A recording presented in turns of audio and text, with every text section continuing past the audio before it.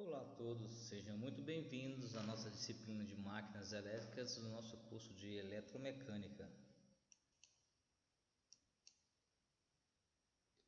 Então, hoje iremos falar um pouco sobre a conversão eletromecânica de energia. Então, a eletricidade, ela é única, né? A única forma de energia cujo controle, utilização e conversão em outras formas de energia são relativamente fáceis. Ela provavelmente continuará de ser a forma principal de energia utilizada pelo homem, né? Então, a indicação da possibilidade de intercâmbio entre energia elétrica e mecânica foi apresentada por Michael Faraday em 1831. Essa descoberta é considerada por alguns como o maior avanço individual no progresso da ciência para atingir o aperfeiçoamento final na humanidade, né? Então, a primeira indicação da possibilidade de intercâmbio entre energia elétrica e mecânica foi apresentada por Michael Faraday em 1831.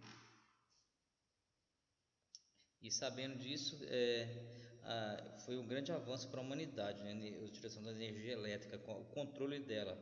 Então, a conversão eletromagnética de carga ela relaciona as forças elétricas e magnéticas do átomo com força mecânica aplicada à matéria e ao movimento. Como resultado dessa relação, a energia mecânica pode ser convertida em energia elétrica e vice-versa, através das máquinas elétricas.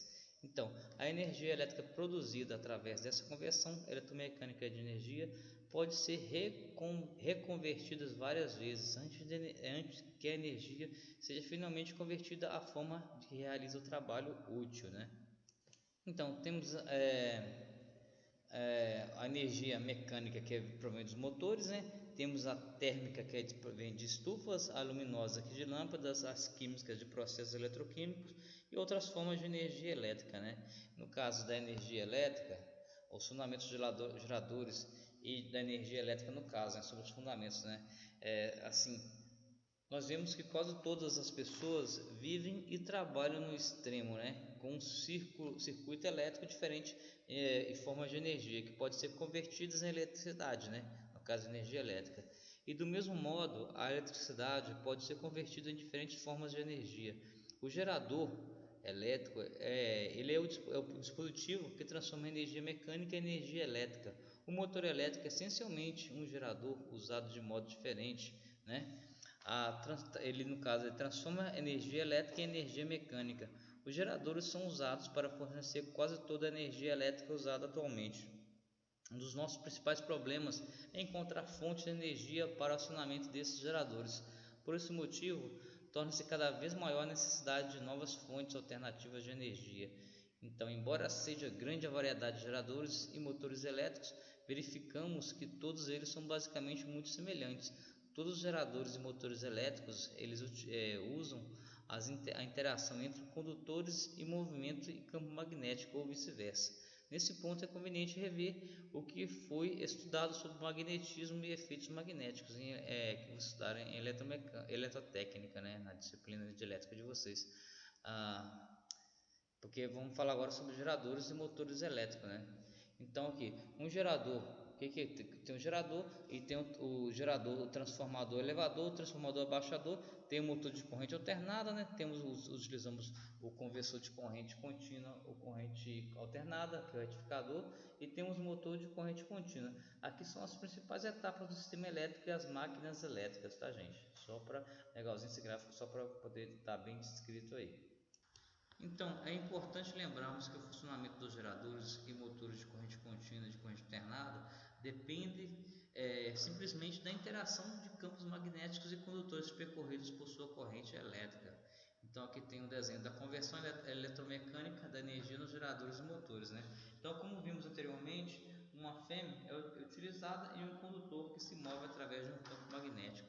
Todas as usinas geradoras que proporcionam quase toda a energia elétrica consumida atualmente no mundo usam esse princípio simples para converter uma forma qualquer de energia em energia elétrica, né?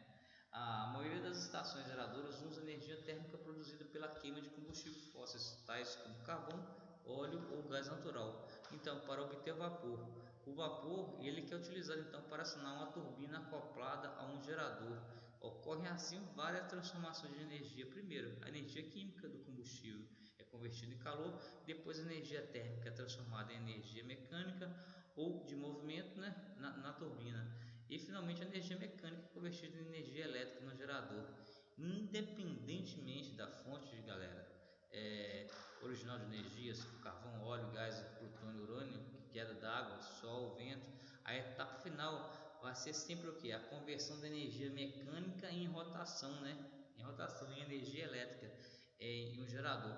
O mesmo acontece com todos os pequenos conjuntos geradores nos navios, nos veículos motorizados e também nas fontes de energia de emergências, tá?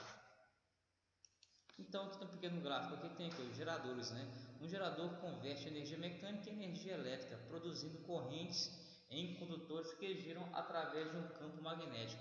Já os motores, né, de energia elétrica, ele converte energia elétrica em energia mecânica, quando condutores que conduzem corrente são obrigados a girar por um campo magnético.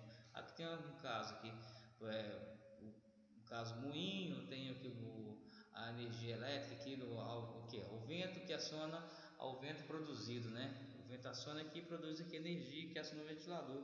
Esse aqui é bem legalzinho que faça entendimento aí.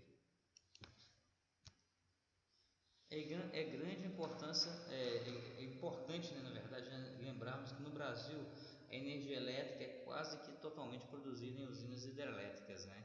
Que é uma das formas mais baratas e limpas de se produzir eletricidade. Também lembramos que o potencial hidrelétrico do Brasil já foi praticamente esgotado, o que exige uma busca incessante por fontes alternativas de energia.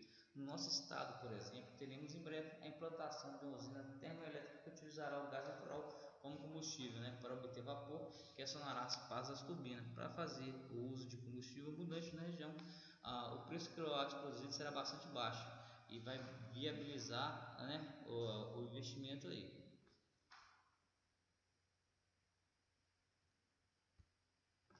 Então, a produção de eletricidade por meio de eletromagnetismo. Vocês acham que com certeza sabem, né, que se pode produzir eletricidade movimentando um fio em um campo magnético. Desde que haja movimento relativo entre o condutor e o campo magnético, a produção de eletricidade. A tensão obtida é conhecida como tensão induzida ou FEM induzida. E o processo para obtê-la, cortando o campo magnético do condutor, é chamado de indução e explicado pela lei de Faraday, né? O valor da tensão induzida do condutor que corta o campo magnético, ele depende de diversos fatores, né? No caso o N aí. Quando se aumenta a velocidade de corte da linha do campo magnético pelo condutor, a FEM também aumenta. O OK, quando a intensidade do campo magnético aumenta, a FEM induzida também aumenta. O P, né? Se o número de espiras que corta o campo magnético aumentada, a FEM induzida é novamente aumentada. Então, a polaridade da FEM induzida será tal que a corrente resultante criará um campo magnético que reagirá com o campo do ímã e se oporá ao movimento da bobina. Esse fenômeno ilustra o princípio conhecido, né, da lei de Lenz. Essa lei afirma que quando existe indução eletromagnética, o sentido da FEM induzida é tal que o campo magnético dela resultante se opõe ao movimento que produz a FEM. Então temos um gráfico aqui dos fatores que determinam o valor da FEM induzida, né? Então que a velocidade do condutor do campo magnético, né? De um deles, a intensidade do campo magnético e o número de espiras, correto? Então, de acordo com a lei de Faraday, o fluxo magnético variável com o tempo enlaçado em uma bobina ou enrolamento induz nesta uma FEM, uma tensão induzida. Simplificando, a tensão induzida em cada condutor é proporcional à intensidade do campo magnético multiplicada pela velocidade do condutor, né? Então aqui temos essa fórmula aqui, né? Da condução aqui, correto? Essa fórmula aqui é da lei de Faraday, tá? Da FEM induzida aqui. E já nessa fórmula aqui, ó, de baixo aqui, simplificando a tensão induzida do E, né, que é o E aqui, em cada condutor é proporcional à intensidade do campo magnético multiplicada pela velocidade, tá? Então aqui tem de campo aqui, velocidade no campo aqui. Essa aqui é a fórmula da tensão induzida. Você também sabe que a polaridade da tensão induzida, né, é, portanto, o sentido da corrente gerada, é determinado pelo sentido do movimento relativo entre o campo magnético e o condutor que corta, né? No caso, a lei de Lenz. Resumindo o que você já sabe sobre a eletricidade produzida pelo magnetismo, vamos lá um pouquinho voltar ali atrás dos conhecimentos de eletricidade, né? Tipo, o movimento de um condutor através de um campo magnético gera um afim que pode estabelecer a circulação de uma corrente elétrica, no caso de haver um circuito fechado. Também, quanto mais rápido for o movimento, quanto maior o número de espias e quanto maior a intensidade no campo magnético, tanto maior será a fém induzida e mais intensa será a corrente. E também, invertendo o seu sentido de movimento do condutor, a polaridade da fém induzida também é invertida, portanto, o sentido da corrente. Também, né, não importa qual se mova, se o condutor ou o campo magnético, porque o resultado sempre será o mesmo. Então, o gerador, galera, é uma máquina que converte, né, energia mecânica de rotação em energia elétrica. A energia mecânica pode ser fornecida por uma queda d'água, vapor, vento, gasolina, óleo, diesel ou por um motor elétrico, correto? Aqui, como no desenho lá atrás, temos o sentido do movimento relativo que determina o sentido da corrente, né? Aqui, ó, indicação do sentido da corrente induzida através do amperímetro de zero, né? Central. Esse aqui é o sentido da corrente aí. Então, componente de uma máquina de corrente contínua. Essa figura aqui, galera, ela mostra um corte de uma máquina de corrente contínua comercialmente típica, né, simplificada para dar ênfase às partes principais, né? As partes principais dos geradores e motores de corrente contínua são basicamente as mesmas, né? Lá nós encontramos, por exemplo, escovas, carcaça, estator, pedestal, enrolamento do interpolo, o núcleo da armadura, enrolamento da armadura, o núcleo polar, enrolamento polar, sapatos polar, comutador e o eixo do rotor.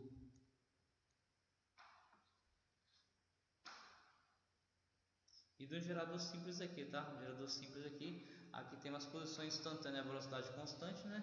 E a filme de posições das posições respectivas. Então, se uma bobina com uma única espira é posta a girar no campo magnético uniforme a uma velocidade constante, a fêmea induzida num determinado lado da bobina variará com o seu movimento através das várias posições, no caso de 0 a 7 aqui, correto? Conforme essa figura aqui, ó.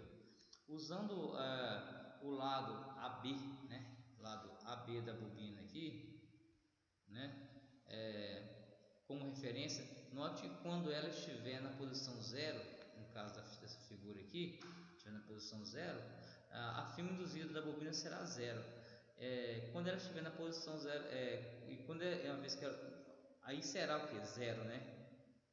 Uma vez que o condutor AB, bem como o condutor CD, né? AB, né? Tem o condutor AB e o condutor CD aqui, correto? AB e CD aqui. Observe na figura aqui, correto? Está se movimentando paralelamente ao campo magnético sem experimentar variação de fluxo, no caso, né? Quando o condutor AB se movimenta para a posição 1, girando no sentido horário, né? Ele corta o campo magnético uniforme num ângulo oblíquo de 45 graus. No caso, a firma induzida nesse condutor em movimento ascendente com respeito a uma carga externa será positiva. Na fonte de corrente sai positivo e o seu valor será aproximadamente 70,7% da máxima tensão induzida. Então, velocidade é igual a velocidade máxima vezes seno de alfa, onde no caso o alfa é igual a 45 graus aqui, né? A variação de tensão é mostrada graficamente aqui nessa figura aqui, correto? Que é a variação da fêmea aqui, perspectiva aqui. Então, onde a fêmea é positiva na posição 1, né? Na posição ela é positiva e também aqui tem o valor aproximado indicado. Quando a bobina alcançar 90 graus, no caso na posição 2, que seria aqui, correto?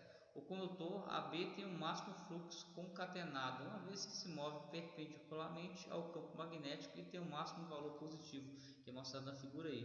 Então a posição 3, que é essa daqui, que corresponde ao ângulo de 135 graus, né? Leva a uma fêmea do lado AB da bobina idêntica, né? No caso essa bobina aqui, ó, correto? a produzido na posição 1. No caso, seno 125 graus é igual ao seno de 45, né? Então, com polaridade positiva, uma vez que o condutor ainda se movimenta acidentemente, mas a variação do fluxo concatenado ocorre numa razão menor que a da posição 2. Quando o condutor AB alcança 180 graus, no caso na posição 4 aqui, né? A fêmea induzida é novamente zero, uma vez que não há variação do fluxo. Então você vê de acordo com o gráfico aqui, começou zero aqui, chegou aqui, ela voltou para zero, né? Correto? Então a fêmea aqui, que é essa aqui que designa a fêmea, esse gráfico aqui, né? Não.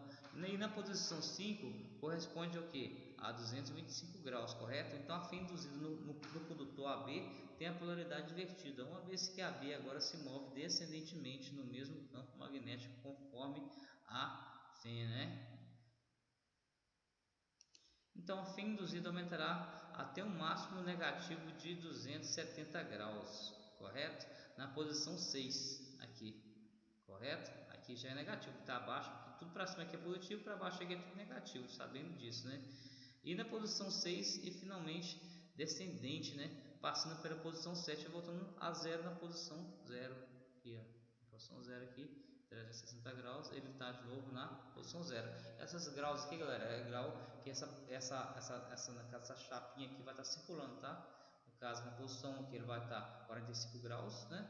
Aí você tem que mais ou menos memorizar isso daqui. Na posição 2, 90 graus, na 3, 135, é questão de começar a tirar, beleza? Questão da fim, quando está positiva e negativa, que demonstra esse gráfico aqui. Então deve-se notar, né, que a natureza da fêmea induzida em um condutor que gira no campo magnético é ao mesmo tempo senoidal, né, e alternada, né. Posteriormente, vê-se a uma fêmea alternada é produzida nos condutores de todas as máquinas girantes de corrente contínua, que é de corrente alternada.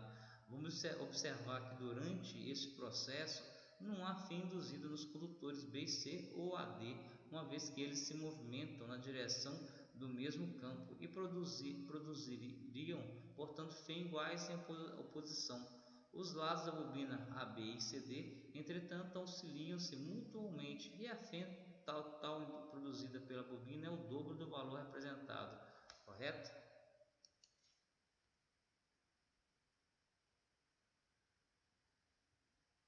Então, nessa figura aqui, podemos notar que não se produz fêmea na posição 0 e 4, né?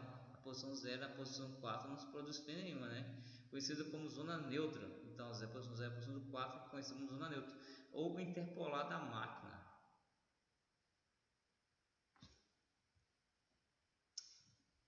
Agora, a fim de converter a tensão alternada em corrente alternada, né, em unidirecional, ou CC, é necessário empregar seu dispositivo de chaveamento mecânico, que é acionado pela rotação mecânica do eixo da máquina. Tal dispositivo é o comutador elementar mostrado nessa figura aqui, beleza? Então considere os dois segmentos apoiados no eixo da armadura, mas delas isolados, bem como isolados um do outro. Cada segmento do comutador do condutor é ligado, respectivamente, a um lado da bobina, desde que os lados da bobina e os segmentos do comutador estão mecanicamente ligados ao mesmo eixo. No caso, a ação mecânica da rotação vai ser a de rever as ligações e a bobina de armadura a um circuito externo estacionário, e no mesmo instante em que se inverte a fêmea induzida no respectivo condutor, isso é, quando o lado da bobina se desloca para os polos de nome opostos. Então, como mostra essas figuras aqui, galera, a fêmea induzida em um condutor AB, né, é de polaridade positiva para os primeiros 180 graus, né? Então aqui está positivo, correto? Nas posições de 4 a posição 0 de novo aqui, usando de 0 a 4 aqui, de 0 a 4, e a polaridade é negativa, né, de 180 graus. Na posição 4 a 0, usando-se um método de regra de Fleming da mão direita, né, do gerador para a determinação da polaridade. Mas no caso dessa figura, o condutor AB, né, o AB aqui, ele vai estar ligado ao segmento 1 do comutador, e o condutor CD, né, o CD aqui, o CD, né, essa parte aqui, condutor CD ao comutador, né? Ao comutador de segmento 2, né? Então, para os seguintes 180 graus de movimento, a firma negativa produzida pelo condutor AB está ligada à escova estacionária negativa. O mesmo efeito ocorre na ordem inversa para o condutor CD. Assim, a ação do comutador é o que? É diverter simultaneamente as ligações ao circuito externo no mesmo instante em que se inverte o sentido da fêmea em cada um dos lados da bobina. Então, cada escova positiva ou negativa, respectivamente, é mantida, pois sempre na mesma polaridade, de acordo com essa figura aqui, ó, você pode observar. Então, nessa figura no caso, mostra a forma da onda da fêmea, né? Essa figura aqui, né? E da corrente produzida como resultado do processo acima de 2 ciclos completos ou 360 graus. Aqui tem um ciclo e tem outro. O ciclo completo aqui de 360 graus de rotação, beleza? Esse aqui é um gerador bipolar, tá, galera? Bipolar com comutador de 2 segmentos. Então, sabemos que os geradores de corrente contínua recebem seus nomes de acordo com o tipo de excitação de campo utilizado. Quando o campo do gerador é fornecido ou excitado por uma corrente de corrente contínua independente, separada, como por exemplo uma bateria, ele é chamado de gerador de excitação independente, né? No caso, né? Então, de acordo com essas figuras aqui, galera, a gente pode observar que quando o gerador fornece a sua própria excitação, ele é chamado de gerador autoexcitado. Se o seu campo estiver ligado em paralelo com a armadura, ele é chamado de gerador shunt ou derivação, né? Quando o campo está em série com a armadura, o gerador é chamado de gerador em série. Em série, e o gerador é chamado composto, no caso aí, né? Se for ligado em série aí, também composto, né? Os geradores compostos podem ser ligados em derivação curta, né? Com o campo shunt em paralelo, somente a armadura ou formulário dá uma derivação. Com o campo shunt em paralelo, com a armadura e com o campo em série. Então, num gerador composto, o campo shunt ele predomina e é o mais forte dos dois. Quando a fêmea do campo em série auxilia a fêmea do campo shunt, o gerador é denominado de campo de composto cumulativo ou aditivo. Quando a fêmea do campo série se opõe à fêmea do campo shunt, o gerador é denominado composto diferencial ou subtrativo, correto? Então aqui observamos nessas figuras aqui, corresponde aos terminais de enrolamento da armadura, né? FF, e no caso aqui corresponde aos terminais de enrolamento do campo de derivação e corresponde corresponde ao que? Aos enrolamentos do campo em série. Então temos a excitação da derivação, a excitação em série, né? A excitação do campo cumulativo ou aditiva. Aqui é a excitação do campo diferencial ou subtrativa. Nessa parte aqui é a excitação do campo de derivação longa ou excitação do campo longa, né? Aqui já é a excitação de composto de derivação curta ou excitação do campo curto. Já esse último aqui é o diagrama esquemático do circuito do gerador de corrente contínua com excitação independente. Aqui, como falei, são diagramas esquemáticos dos circuitos, né? De geradores de corrente contínua excitados aqui. Show de bola? Então por hoje é só, galera. Espero que tenham gostado da nossa teleaula. Nos vemos no nosso próximo encontro. Até mais!